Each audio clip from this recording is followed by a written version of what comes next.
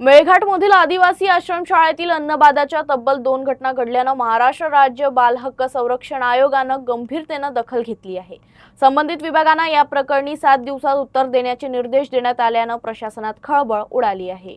मेळघाटातील शासकीय आदिवासी आश्रमशाळेत विद्यार्थ्यांना झालेल्या अन्नविष बाधा प्रकरणाची महाराष्ट्र राज्य बाल हक्क संरक्षण आयोगानं अत्यंत गंभीर दखल घेतली आहे।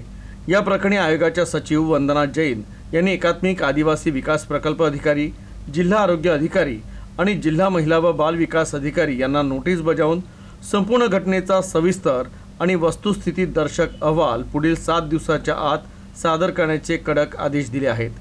घटनेनंतर आदिवासी विकास विभागाचे वरिष्ठ अधिकारी, प्राथमिक आणि माध्यमिक शिक्षणाधिकारी आणि आरोग्य विभागाच्या पथकांनी संबंधित आश्रमशाळांना दिलेल्या भेटीचा आणि प्रत्यक्ष पाहणीचा संयुक्त अहवाल सादर करण्याचे निर्देश देण्यात आले आहे।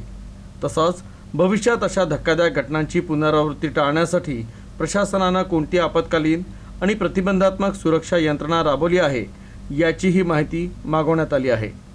बाल हक्क आयोगाच्या आक्रमक भूमिकेमुळे आता संबंधित विभागांच्या अधिकाऱ्यांमध्ये खळबळ उडाली आहे।